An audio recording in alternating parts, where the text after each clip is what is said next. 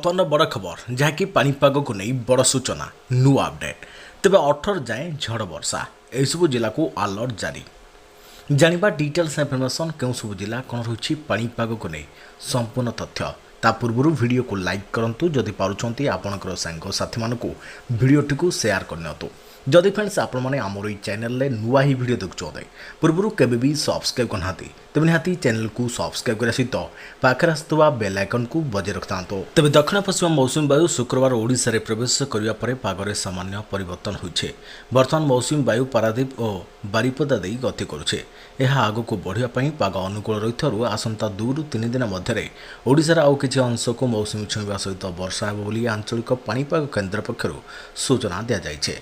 जून 18 पर्यंत राज्य में वर्षा होगा रही बेले आज राज्यर केतेक अंचल गरम और गुड़गुड़ी अनुभूत हो पानीपाग केन्द्र पक्षर मिलता सूचना अनुसार आज रायगड़ा कोरापुट मालकानगिरी और गजपति जिलार गोटे 2ଟି स्थान में घड़घड़ी और बिजुली सहित प्रबल झड़ वर्षा होवर संभावना रही है। जिलागुड़ को केन्द्र पक्षर ऑरेंज वार्निंग जारी कर मध्यम धरणर झड़ वर्षा बालेश्वर भद्रक जाजपुर केन्द्रापड़ा जगतसिंहपुर कटक सुंदरगढ़ झारसुगुड़ा बरगढ़ संबलपुर देवगढ़ अनुगुल ढेंकानाल केन्दुझर मयूरभंज सुवर्णपुर बौद्ध नुआपड़ा बलांगीर कलाहांडी कंधमाल नवरंगपुर गंजाम पुरी खोर्धा और नयगढ़ जिला को येलो वार्निंग जारी होइछे। अपरपक्षे भद्रक बालेश्वर जाजपुर केन्द्रापड़ा जगतसिंहपुर कटक गजपति गंजाम पुरी खोर्धा और नयगढ़ जिला को गरम और गुड़गुड़ी नहीं येलो वार्निंग जारी कर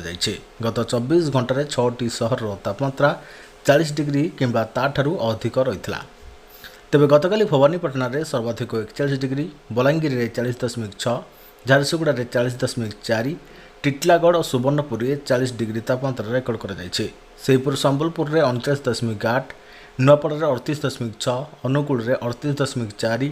ढेंकानाल रे 38 भुवनेश्वर और राउरकेला रे 37.8 डिग्री सेल्सियस तापमात्रा रेकर्ड होइछे। सेबडे मौसुमी आसिला किंतु वर्षा देखा ना जोंटी छुईला सेठारे 40 डिग्री तापमात्रा तबे मौसुमी आसी छुईदेला किंतु वर्षा नहीं विस्तृत अंचल में वर्षार संभावना भी देखा जाउनी एपटे गरम गुड़गुड़ी जारी रही साधारण लोके कहउछंती एक ही प्रकार वर्षा विहीन मौसुमी पानीपाग विशेषज्ञ कहउछंती एथर मौसुमी आरंभर दुर्बल रही एमितिरे केवल लघुचाप ही भरोसा जदि लघुचाप हेबो मौसुमी वर्षा आगेब नचेत एमिति स्थिति लाग रहिबो। गतकाली सरप्राइज कर पानीपाग विभाग मौसुमी घटना उत्तर ओडिशा दे मौसुमी आसीथिबा चित्र आंकी देखाई देले